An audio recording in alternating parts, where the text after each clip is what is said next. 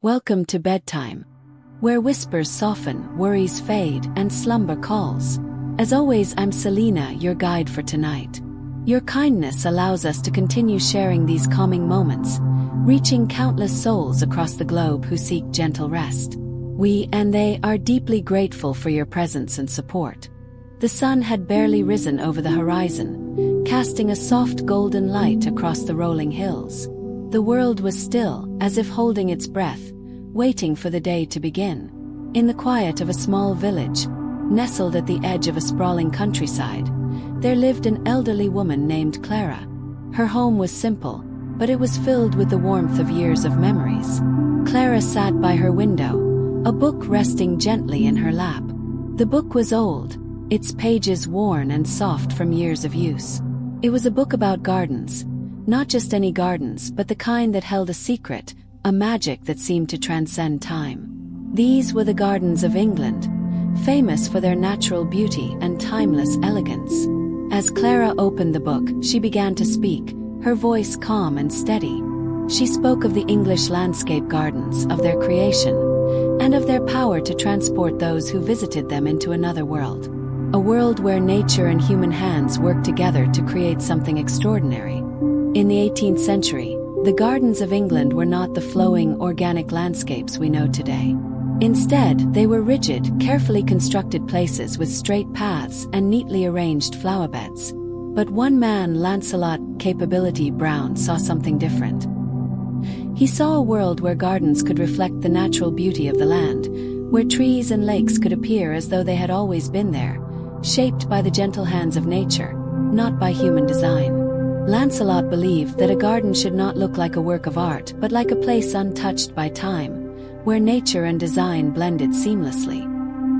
He started with the grand estates of England, transforming their landscapes into rolling hills, gentle streams, and peaceful lakes that seemed to grow naturally out of the earth. His gardens became a revolution. No longer were gardens about symmetry and order. They were about flow, about the beauty of the land itself. And as the new gardens were created, people began to feel something they had never felt before. Peace. The kind of peace that only comes from being in the presence of something pure and timeless. One of Lancelot's most famous creations was the Stowe Garden, a masterpiece of design that reflected his vision of nature. The garden stretched across miles of land, with winding paths that invited visitors to explore its hidden corners. Towering trees lined the paths, their branches swaying gently in the breeze, while the lakes glimmered under the soft sunlight. As visitors walked through the garden, they felt as though they were entering a different world, a world where time slowed, where the only sound was the rustle of leaves and the gentle murmur of the water. The garden was not just a place to see, but a place to experience. Every step brought a new surprise, a new view, a new feeling of tranquility. In this space, people were not just observers of nature. They were part of it. The garden became a place where they could pause, reflect, and connect with the earth in a way that was both profound and calming. It was as if the garden itself was alive, breathing with the rhythm of nature. As Clara continued her story, her voice grew softer, as if drawing her listener into the secret world she was describing. She spoke of how the landscape gardens were not just places of beauty but places of deep meaning. The gardens were designed to be more than just pretty views. They were created to offer moments of reflection and peace. Each element of the garden was carefully placed to create a sense of harmony. The trees were chosen not only for their beauty but for their ability to create shade and shelter. The lakes were positioned to reflect the sky, creating a sense of endless space. And the paths, winding and gentle, invited visitors to slow down, to pause, and to lose themselves in the landscape. But there was one garden, Clara explained, that stood out among all the others. It was not the largest or the most famous, but it was the one that held the most meaning. Hidden away in a quiet corner of the countryside, this garden had a secret that could not be found in any other. It was a place where the land seemed to hold memories, where the past and present converged in the beauty of the landscape. The garden that Clara spoke of was known only to a few. It was small, simple, and often overlooked by those who were searching for the grand beauty of the larger gardens. But those who knew of its existence understood that it held something special. It wasn't the perfect symmetry of the other gardens, nor the grand vistas, but something deeper. The garden was a place where the heart could find peace.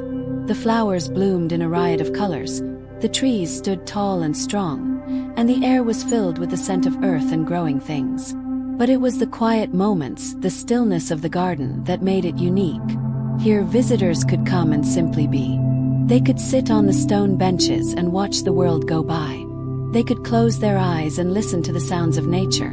The wind, the birds, the rustle of leaves. And in those moments, everything else seemed to fade away.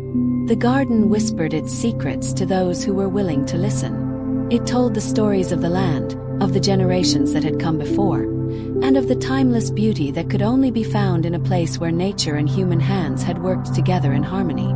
The days grew longer, and the sun dipped lower in the sky, casting an amber glow over the landscape. Clara's voice continued, her words now woven into the fabric of the evening, as though they were part of the quiet stillness surrounding her. She spoke of the unseen peace that the gardens carried, something that wasn't visible at first glance but could be felt once one truly entered. The larger gardens, with their sweeping views and grandiose designs, were filled with beauty, but it was in the smaller, more intimate spaces that one found the deepest tranquility. Gardens like the one she had described, hidden away in the corners of the country, held the secret to this peacefulness. It was in these places, Clara explained, where time itself seemed to slow down. The trees, their branches gently swaying, seemed to breathe in time with the visitors. The paths, though winding, always led somewhere. A small clearing, a bench by a pond, a stone bridge over a quiet stream. The garden's design was not a series of grand gestures, but a collection of small, delicate moments that invited reflection and calm. It was a place where one could feel a connection to something larger, whether to the earth, to history, or even to themselves. People who wandered through this garden left with a sense of peace, as though they had been given a gift that would stay with them long after they had returned to their everyday lives. The winds had shifted, and the air was now cool with the approaching evening. Clara leaned back in her chair, her story unfolding like the petals of a flower. She spoke of how the gardens, though they had been shaped by human hands, were always evolving, always changing with the seasons. The beauty of these gardens was that they were not static. They were alive, responding to the rhythms of nature. As time passed, the gardens were altered, sometimes by the hands of new designers, sometimes by the passage of time itself. Some gardens fell into neglect, while others flourished under new care. Yet, despite the changes, the essence of the English landscape garden remained the same. It was the spirit of nature intertwined with human touch, the harmonious balance that made these spaces unique. Clara spoke with reverence of these timeless gardens, of how they had witnessed centuries of history, yet had retained their tranquil beauty through it all. There was something sacred about them, something that went beyond the visible landscape. They were not just gardens. They were living reminders of the connection between humanity and the earth, of the beauty that could emerge when both worked together in harmony. The gardens had always been a refuge from the chaos of the outside world, a place where people could reconnect with nature, find peace, and be reminded of the simple, timeless beauty that life had to offer. Clara's voice softened as the last light of the day slipped behind the horizon, and the first stars began to appear in the night sky. She closed the book gently, her fingers lingering on the worn pages. But the story wasn't over. As Clara explained, the true beauty of the English landscape gardens was not just in their design or history. It was in the way they lived on in people's hearts. The peace they offered, the connection they created with nature, stayed with those who had visited them long after they left. These gardens had the power to shape hearts, to quiet restless minds, and to leave an indelible mark on the soul. In the stillness of the evening, Clara looked out the window at her own garden, which was bathed in the soft light of the moon. The flowers, though now fading, held the same magic she had described. The paths of her garden, worn by years of footsteps, still seemed to beckon her to walk along them, to breathe in the night air, and to remember the stories of the gardens that had inspired her. The gardens she had spoken of, though distant in time and place, lived on in the hearts of those who had experienced them. And in that moment, Clara knew that the true magic of the garden was not in its design or its beauty, but in its ability to remain with people, forever etched in their hearts like a memory that would never fade. The night had deepened, and the stars above seemed to glitter with ancient wisdom. Clara sat in the quiet of her home, the soft ticking of a distant clock the only sound that accompanied her as she continued her tale. Outside, the world had grown still. The garden, bathed in the moon's silver light, felt almost sacred, a reflection of the very landscape she had described. Her story now turned to the trees, the silent sentinels of the gardens. Clara spoke of how the trees, though rooted firmly in the ground, seemed to have a life of their own. They stood tall and proud, their branches reaching up to the heavens, their leaves whispering secrets to the wind. These trees, she said, were not just part of the landscape. They were the heart of the garden. Over the centuries, they had witnessed everything: the changing of seasons, the footsteps of countless visitors, and the gentle ebb and flow of time. And yet, despite all the changes, the trees remained constant. They grew, they shed their leaves, and they stood tall year after year. But their true beauty lay in their stillness and their quiet strength. Clara closed her eyes for a moment, as if remembering the sound of the trees' whispers in the wind. "These trees," she said softly, "hold the stories of the garden. They've seen things that no one else has. They're the keepers of the land's history." As the hours passed, Clara's voice carried the listener deeper into the story, past the garden's surface and into its deeper essence. The English landscape gardens were not just spaces of beauty, they were reflections of a philosophy, a way of life that sought to live in harmony with nature. Clara spoke of how the gardens were designed not only for the eye but for the soul.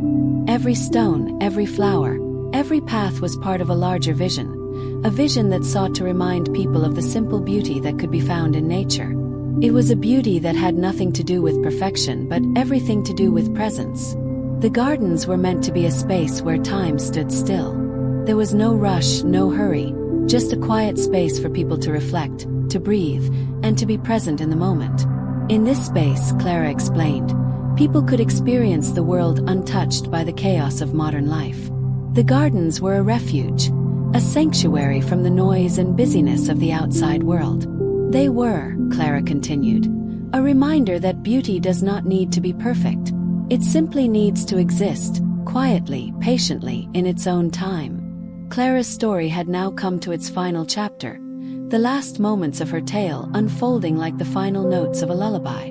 Outside, the moon hung high in the sky, casting its pale light over the garden that stretched out before her. In that moment, everything seemed to come full circle. "The gardens," Clara whispered, "will always be here in some form or another. Even when the paths fade, even when the trees grow old and fall, the essence of the garden remains. It lives in the hearts of those who walk through it, who pause to listen to the whispers of the trees and the wind." She smiled softly, her heart filled with a quiet joy. The story of the English landscape gardens was not just a story of beauty and design. It was a story of life itself, a story of harmony, of nature, and of the timeless connection between all living things. As Clara closed her eyes, a peaceful silence filled the room. Outside, the garden stood still, bathed in the soft light of the moon, waiting for the morning to arrive once again. The quiet hours of the night stretched on, and Clara's voice grew even softer, as if she were speaking directly to the heart. The air around her seemed to grow thicker with the weight of her words. She spoke now of a garden unlike any other, a garden that existed only in the realm of dreams. This was the garden that could not be seen with the eyes but felt with the soul. "It is said," Clara began, her voice barely more than a whisper, "that there exists a garden beyond the physical one. A garden that lives in the dreams of those who visit the land of the living gardens, a place where the spirit finds rest. In this garden of dreams, there were no boundaries, no stone walls or perfectly trimmed hedges.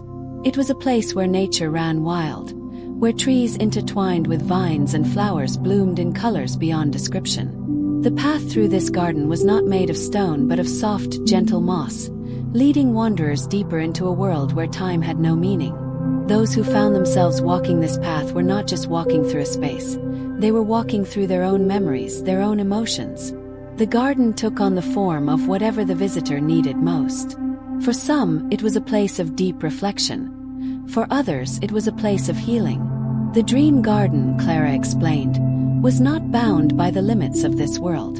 It was a place where everything could be touched and felt: the sound of the wind, the scent of the flowers, the warmth of the sun. And when visitors awoke, they carried with them a piece of the garden, a memory of its peace and its beauty, which would stay with them always.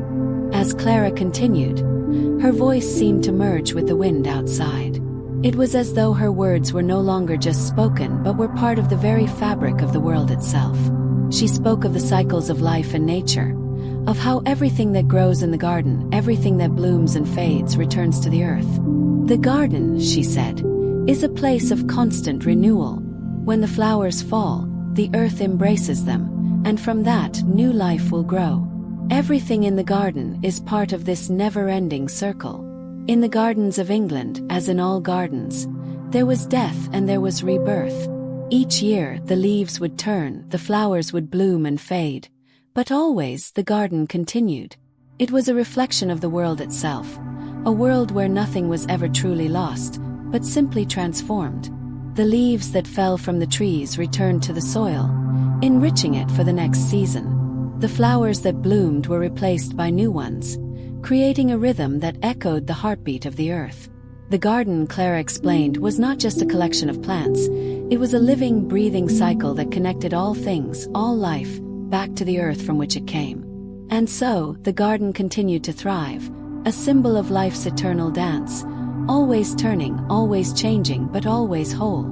As Clara neared the end of her story, the night had fully settled in, and the quiet of the world around her seemed to embrace the stillness. Her voice, though soft, was filled with a deep sense of peace. She spoke of the final resting place, a garden where all journeys ended and began anew. In this final garden, Clara explained, the plants grew thick and wild, their roots deep in the earth, binding everything together. The trees stood taller than any in the world, their branches reaching toward the sky as though they were part of the very fabric of the heavens. Here in this place, time did not exist. There was no rush, no need to hurry. The garden was a place of final rest, a place where one could lay down their burdens and simply be. And as the night stretched on, Clara's words grew quieter, her voice blending with the soft rustling of the leaves outside. The garden in all its forms, the living, the dream, and the eternal, remained always present, always waiting in the hearts of those who had visited it. Clara smiled gently, closing her eyes. The garden's peace had entered her heart, and in the stillness of the night, she knew that the story she had shared would live on, in the garden, in the earth, and in the hearts of those who had listened. With a final, soft breath, Clara drifted into sleep, the garden around her blooming with eternal peace, ready to continue its story as it always had, for as long as the world would turn.